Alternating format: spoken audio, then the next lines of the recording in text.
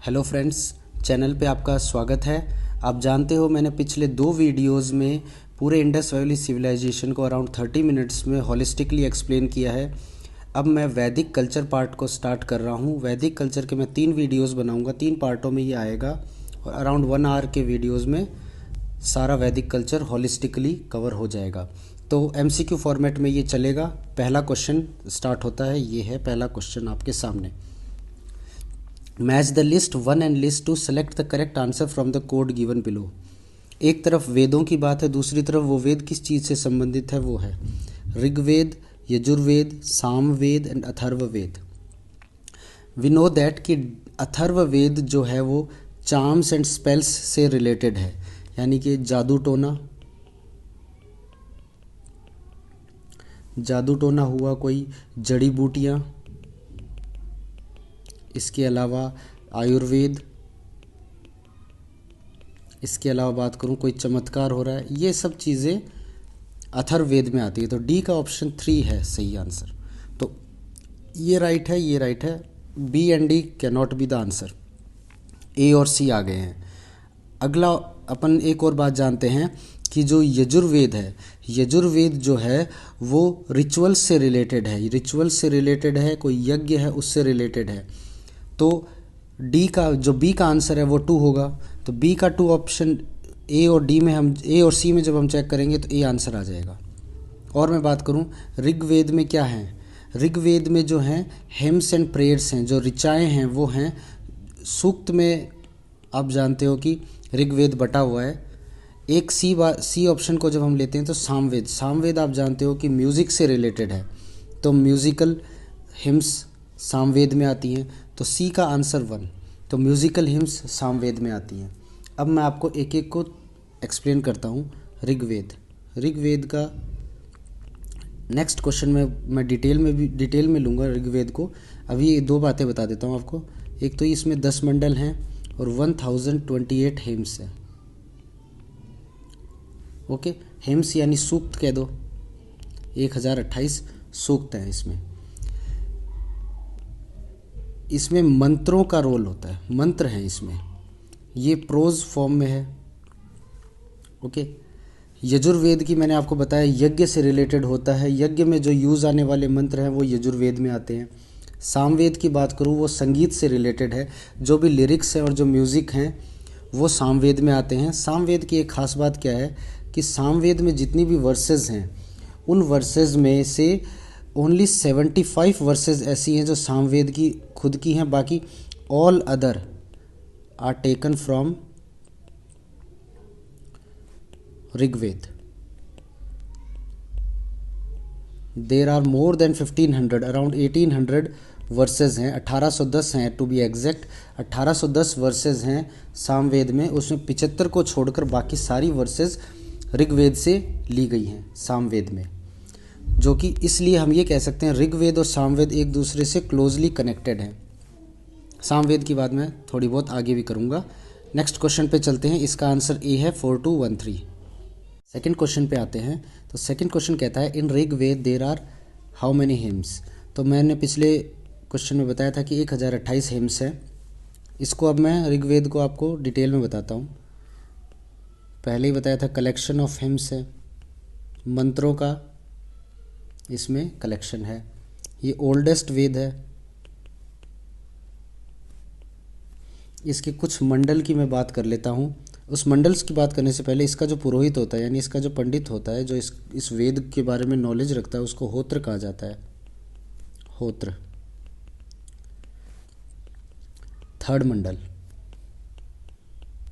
Third मंडल है वो गायत्री मंत्र से रिलेटेड है। इसका जो 8th मंडल है वो दशराग्य युद्ध जो हुआ था, आगे की वीडियोज़ में बताऊंगा उसके बारे में, वो क्या था। दशराग्य युद्ध का इसमें एक्सप्लेनेशन है, इसका वर्णन है। उसके अलावा बात करें 10th मंडल की, 10th मंडल तो आप अच्छी तरह जानते होंगे। 10th मंडल में वर्णों का उल्लेख है,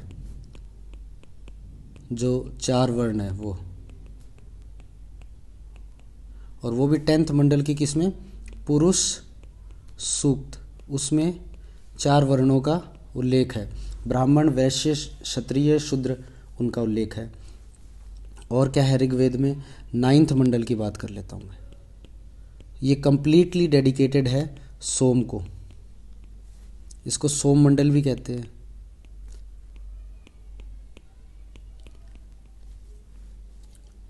उसके अलावा बात करें अपन आगे, इसमें कृषि का उल्लेख भी है।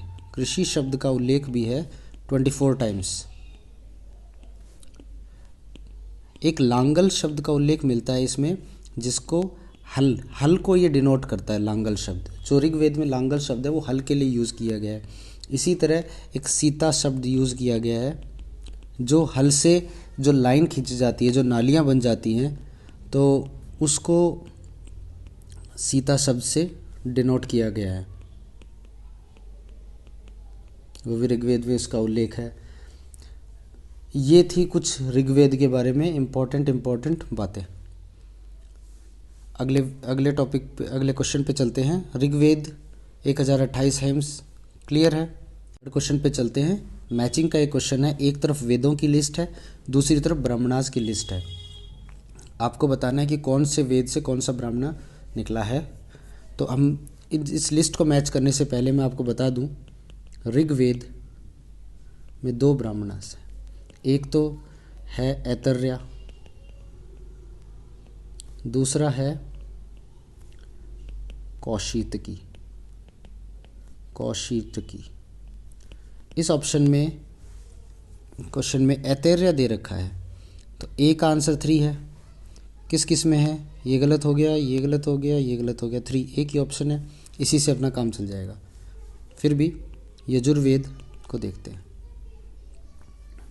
यजुर्वेद में जो आपको याद रखने हैं वो हैं शतपथ ब्राह्मण और एक तैत्तिरीय। बड़े दोनों कंफ्यूजिंग हैं। ऋग्वेद में ऐतरेय है, यजुर्वेद में तैत्तिरीय है। ये 2 आपको याद रखने हैं। सामवेद में 10 हैं टोटल, लेकिन आपको दो ही आप याद रख लें। एक जैमिनिया, दूसरा पंचविंशा।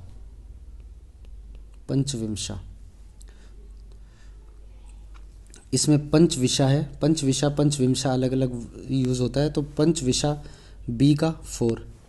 ओके। अभी मैंने यजुर्वेद की बात की थी। यजुर्वेद में शतपथ बताया था, शतपथ। और अथर्ववेद में एक ही है,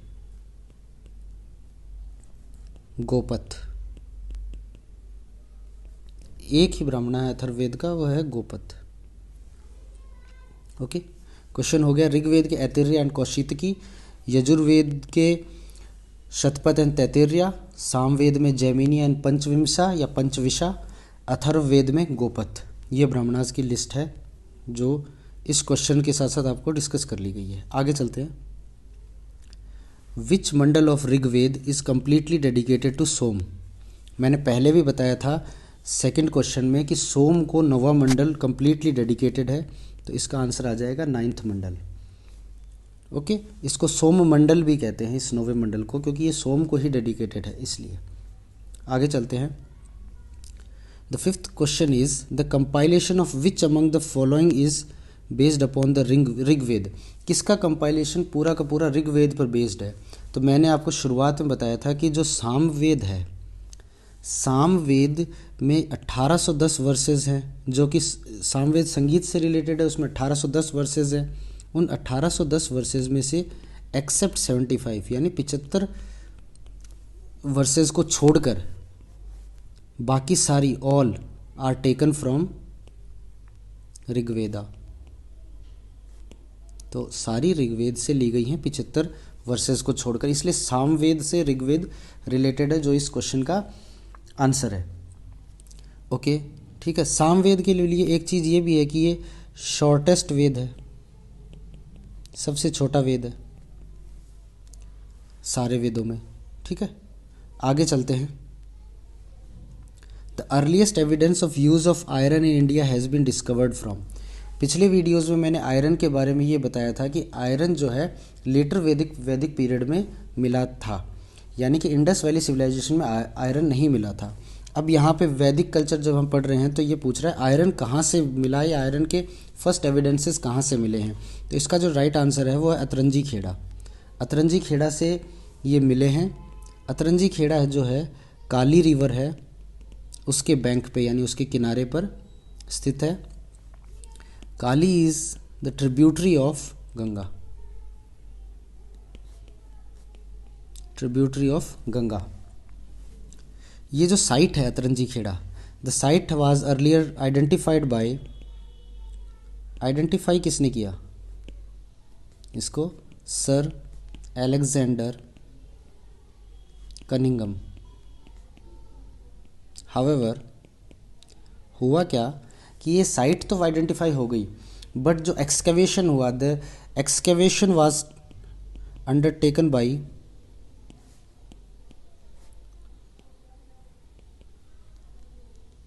bye Shri RC God. RC God sir ने एक्सकेवेशन इसका किया था। हालांकि ये साइट आइडेंटिफाई अलेक्जेंडर कनिगम द्वारा ही कर ली गई थी। तो जो अर्लीस्ट एविडेंसेस जो मिले हैं वो अतरंजी खेड़ा से मिले हैं। अतरंजी खेड़ा जो है काली रिवर के किनारे स्थित एक जगह है। ठीक है, अगले क्वेश्चन पे बढ़ते हैं। क्वेश्चन है मैच द लिस्ट। तो लिस्ट दे रखी है, एक तरफ वैदिक रिवर्स हैं, दूसरी तरफ उनके मॉडर्न नेम्स हैं। अब ये आपको याद रखनी, इसके अलावा 3-4 मैं और बताऊंगा। कुभा, कुभा जो है वो काबुल रिवर को डिनोट करता है। कुभा जो है वो काबुल रिवर को डिनोट करता है। तो एक आंसर 2 है, एक से ही आपका काम हो रहा है। फिर भी आगे चलते हैं। परुशिनी, परुशिनी जो है वो रावी नदी को कहते हैं। परुशिनी इज़ रावी नदी। जो सदा नीरा है वो है Gandak river. Gandak river is was earlier known as Sadanira वैदिक टाइम्स में। जो शत्रुदी है, शतुद्री वो सतलज को शतुद्री कहा जाता है। इसके अलावा बात करता हूँ मैं अस्किनी। ये किस रिवर को कहा जाता है, चिनाब को। चिनाब रिवर को अस्किनी कहा जाता था। जो व्यास रिवर है हमारी उसको वैदिक टाइम्स में विपासा कहा जाता था। व्यास को विपासा, कुभा काबुल, परुशिनी रावी, शतुद्री सतलज, सदानीरा गंडक। वापस बोलता वितस्ता या वितास्ता, जो भी वितस्ता जो रिवर है वो झेलम को कहा जाता था। उसके अलावा जो गोमल, अब ये सिंपल है, गोमल यानी गोमती। सिंधु रिवर है, उस टाइम भी सिंध सिंधु इस तरह ही बोलते थे, तो सिंधु में कोई चेंज नहीं है। ये 4 और आप देख लें, आपके इनमें से आपका एक ज़रूर मिल जाएगा अगर ओल्ड नेम्स से कोई आता है। कुभा काबुल, परुशिनी रावी, सदानीरा गंडक। सदानीरा गंडक हमेशा जिसमें पानी रहे, सदानीरा गंडक। शतुद्री सतलज, अस्किनी चिनाब, व्यास विपाशा, विपाशा व्यास, वितस्ता झेलम, गोमल गोमती। नेक्स्ट क्वेश्चन पे बढ़ते हैं। The famous dialogue between Nachiketa and Yama. तो नचिकेता और यम के बीच जो कहानी हुई थी वो कहाँ पर, मतलब कौन से उपनिषद में है ये पूछ रहा है। बृहदारण्यक उपनिषद, छंदोग्य उपनिषद, कंठोपनिषद, केनोपनिषद। तो इसको बताने के साथ साथ मैं आपको उपनिषदों के बारे में बता देता हूँ। पहले तो इसका आंसर देख लेते हैं। नचिकेता जो था 12 वर्ष का एक बालक था, एक बॉय था 12 ईयर्स ओल्ड, जो डेथ के बारे में जानने के लिए, मीनिंग ऑफ डेथ जानने के लिए या मृत्यु का अर्थ जानने के लिए घर छोड़ देता है। यम जो गॉड ऑफ डेथ है, हिंदू माइथोलॉजी के हिसाब से गॉड ऑफ डेथ यम को कहा जाता है, तो ये यम से मिलता है। तो यम और नचिकेता के बीच जो डायलॉग होता है या जो संवाद होता है वो एक उपनिषद में है। वो एक उपनिषद का नाम रूप ले लेता है, उसे कहते हैं कंठोपनिषद या कथा उपनिषद, या तो इसे बोल दो कथा उपनिषद, या कहीं कहीं इसे कंठोपनिषद भी कहा जाता है। ओके, तो कंठोपनिषद में यम और नचिकेता के बीच के डायलॉग्स हैं। उपनिषद क्या होते हैं? पहली बात, उपनिषद होता है जो टीचर के पास सिटिंग डाउन नियर, मतलब टीचर के पास नीचे बैठकर जो ज्ञान लिया जाए वो उपनिषद कहलाता है। Student sitting down near there teacher. तो गुरु के समीप बैठकर जो ज्ञान लिया जाता है वो उसको उपनिषद का रूप उपनिषद कहा जाता था। उपनिषद ही थे जिसमें सबसे पहले मोक्ष शब्द की बात करी गई थी। तो moksha word first of all introduced in Upanishads. ठीक है, इतनी बात है। ये कंठोपनिषद या कथाउपनिषद की बात मैंने कर ली। इसके अलावा कुछ उपनिषदों के बारे में और बता देता हूँ मैं। ये जो छांदोग्य उपनिषद दे रखा है इसको पांचवा वेद या फिफ्थ वेद कहा जाता है, या पंचम वेद बोल दो, पांचवा वेद माना गया है। इसमें दास जो होते हैं, गुलाम जो होते हैं, दासों को एक संपत्ति, एक एसेट के रूप में बतलाया गया है, संपत्ति बताया गया है। ठीक है, तो ये छंदोग्य उपनिषद, पांचवा वेद और दासों को संपत्ति माना है, छंदोग्य उपनिषद। एक उपनिषद का इसमें ऑप्शन में नहीं है जो आपने बहुत सुना होगा, मुंडक उपनिषद। इसमें वही बात बताऊंगा जो आपने, जिसके लिए आपने इसको सुना होगा, जो सत्यमेव जयते, सत्य की जीत हो, वो वर्ड मुंडक उपनिषद से लिया गया है ये स्टेटमेंट। एक है बृहदारण्यक, जो इसमें दे रखा है बृहदारण्यक उपनिषद। बृहदारण्यक उपनिषद क्या है? बिगेस्ट, सबसे बड़ा उपनिषद है, सबसे बड़ा उपनिषद है। इसमें क्या है, याज्ञवल्क्य एक ऋषि थे और गार्गी एक लेडी हुआ करती थी, विदुषी थी उस टाइम की। उन दोनों के बीच का जो संवाद है, जो डायलॉग है, जो आपस में जो बहस है, उसका इसमें उल्लेख है। याज्ञवल्क्य ऋषि और गार्गी संवाद इसको कहा जाता है, बृहदारण्यक उपनिषद को। इसके अलावा एक उपनिषद और बता देता हूँ मैं आपको, जाबालोपनिषद। जाबालोपनिषद में क्या है, जो चार आश्रम जो होते हैं, चार आश्रम कौन से होते हैं? ब्रह्मचार्य, गृहस्थ, वानप्रस्थ, सन्यास, जो आश्रम होते हैं उनका उल्लेख है।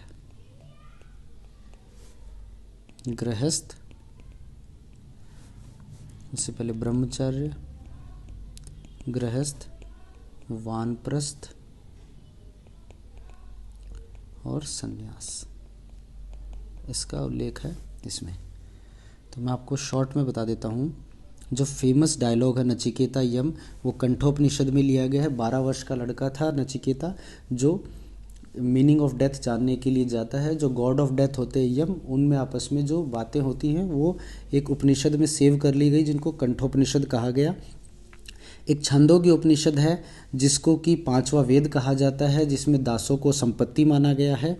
एक बृहदारण्यक उपनिषद है जो सबसे बड़ा उपनिषद है, जिसमें याज्ञवल्क्य और ऋषि और गार्गी के बीच जो संवाद हुआ है उसका उल्लेख है। उपनिषद मैंने आपको बता दिया, जो भी स्टूडेंट्स या गुरुजी के पास ज्ञान लेते हैं, पास समीप में बैठकर, उसे उपनिषद की श्रेणी में रखा गया है। मोक्ष शब्द का सबसे पहले उल्लेख भी उपनिषद में मिलता है। एक जाबाल उपनिषद की बात मैंने करी थी कि जो चार आश्रमों का उल्लेख है वो जाबाल उपनिषद में मिलता है। मुंडक उपनिषद है जिसमें सत्यमेव जयते जो स्टेटमेंट है उसका उल्लेख है। ओके, नेक्स्ट क्वेश्चन की तरफ बढ़ते हैं। अगला जो क्वेश्चन है हमारा, which of the following is the correct order of वैदिक लिटरेचर? तो वैदिक लिटरेचर का सही ऑर्डर क्या है? तो वेद के बाद वैदिक संहिता आई, संहिता के बाद ब्राह्मणा आए, ब्राह्मणा के बाद आरण्यक आए और आरण्यक के बाद उपनिषद आए। ये इसका सही ऑर्डर है। तो आंसर इज ए ऑप्शन, संहिता, ब्राह्मणा, आरण्यक, उपनिषद। आरण्यक और उपनिषद ये दोनों मिलकर, आरण्यक और उपनिषद दोनों मिलकर ज्ञान कांड का निर्माण करते हैं। इन दोनों को मिलाकर ज्ञान कांड कह सकते हैं। इसी तरह जो हमारी संहिता और ब्राह्मण है, संहिता और ब्राह्मण है, इस संहिता और ब्राह्मणा को जब मिलाते हैं तो ये कर्म कांड का रूप होते हैं। ये जस्ट फॉर इन्फॉर्मेशन है, इसके अलावा इसमें कुछ नहीं है। अगले क्वेश्चन पे चलते हैं। Who among the following was brahmavadini who composed some hymns of Vedas. तो वेद के कुछ ऋचाओं की रचना या कुछ सूक्तों की जो रचना की गई वो लेडीज़ द्वारा, जो उस टाइम की विदुषी स्त्रियां हुआ करती थी उनके द्वारा भी रचना की गई थी। तो उनको ब्रह्मवादिनी कहा जाता था, क्योंकि उन्होंने वो बनाई हैं तो इनको ब्रह्मवादिनी कहा जाता था। तो इन ऑप्शंस में से वो कौन है? तो इसका जो राइट आंसर है वो है लोपमुद्रा। लोपमुद्रा वो स्त्री थी जिसने, जो ब्रह्मवादिनी थी इन ऑप्शंस में। इसके अलावा कौन कौन सी स्त्रियां थी? जैसे घोषा एक स्त्री है, वो थी। सिकता, विश्ववरा, निवावरी या निवावरी एक स्त्री है। ये लेडीज़ थी जो उस टाइम की काफ़ी विदुषी स्त्रियां थी जिन्होंने वेदों में भी अपना योगदान दिया है। जो लोपमुद्रा जो लेडी थी वो वाइफ थी अगस्त्य ऋषि की। अगस्त्य ऋषि की वाइफ थी। अगले क्वेश्चन पे चलते हैं। The river most mentioned in early वैदिक लिटरेचर इज। कौन सी रिवर को सबसे ज़्यादा वैदिक लिटरेचर में उसका मेंशन पाया जाता है? तो इसका जो राइट आंसर है वो है सिंधु। इसमें कन्फ्यूजन ए और सी में हो सकता है कि सिंधु या सरस्वती, बट आप ये ध्यान रखें कई बुक्स में ज़रूर सरस्वती लिखा हुआ है, बट राइट आंसर इसका सिंधु है। सिंधु का मेंशन सबसे ज़्यादा मिलता है और यही मोस्ट इम्पॉर्टेंट रिवर भी है वैदिक टाइम्स की। यही वैदिक टाइम्स की मोस्ट इम्पॉर्टेंट रिवर भी है। जो सेकंड मोस्ट इम्पॉर्टेंट रिवर है वो सरस्वती है। ओके, एक और बात बता देते हैं कि सरस्वती को उस टाइम पे सबसे पवित्र नदी माना जाता था, मोस्ट पायस रिवर माना जाता था। ऋग्वेद की एक बात और बता दूं मैं यहाँ पे। ऋग्वेद में टोटल 25 रिवर्स का उल्लेख है। 25 rivers are mentioned in Rigved, out of which only 21 rivers are mentioned in नदी सूक्त। नदी सूक्त में केवल 21 ही रिवर का मेंशन है, उसके अलावा 4 अन्य रिवर का मेंशन पूरे ऋग्वेद में है बट नदी सूक्त में नहीं है। इसके अलावा बात करें तो वैदिक संहिता, यानी वैदिक संहिताओं में कुल 31 रिवर्स का उल्लेख है, 31 रिवर्स, जिसमें से ऋग्वेद में ही अकेले 25 रिवर्स का उल्लेख है। उसके ऋग्वेद के भी नदी सूक्त में 21 रिवर्स का उल्लेख है। ऋग्वेद में जो गंगा है, जो मोस्ट पायस रिवर हम मानते हैं आज की डेट में, इसका उल्लेख तो सिर्फ एक ही बार है, ओनली 1 टाइम मेंशन्ड। ऐसे ही यमुना रिवर जो है 3 टाइम्स इसका उल्लेख मिलता है। सरस्वती को, क्योंकि ये नदियों में बहुत महत्वपूर्ण और बहुत ज़्यादा पवित्र मानी जाती है, तो इसको अन्य नाम जो थे नदी तमा, इसके अलावा देवी तमा, ये नामों से भी जाना जाता है सरस्वती रिवर को। तो आई थिंक ये वीडियो आपको काफ़ी हद तक क्लियर है और ये 11 क्वेश्चन है। इस तरह के लगभग 35 से 40 क्वेश्चन की एक पूरा सेट आएगा और उसमें कम्प्लीटली मैं हर क्वेश्चन के साथ साथ इन पॉइंट्सों को एक्सप्लेन करूंगा। तो इन 40 क्वेश्चन का मतलब है आपको अराउंड 200 क्वेश्चन इसमें प्रिपेयर हो जाएंगे। तो थैंक यू। अगले वीडियो के लिए नेक्स्ट डे तक का ही इंतज़ार आपको करना है। कल अगला वीडियो इसका आ जाएगा और 3 वीडियोज़ के अंदर वैदिक कल्चर मैं ख़त्म कर दूंगा। फिर 2 वीडियोज़ में मैंने इंडस वैली सिविलाइजेशन ख़त्म किया है, 3 में ये। अराउंड 2 आवर्स के अंदर ये दोनों टॉपिक्स कम्प्लीटली आपके कवर हो जाएंगे, लेस देन 2 आवर्स में। Okay, thank you.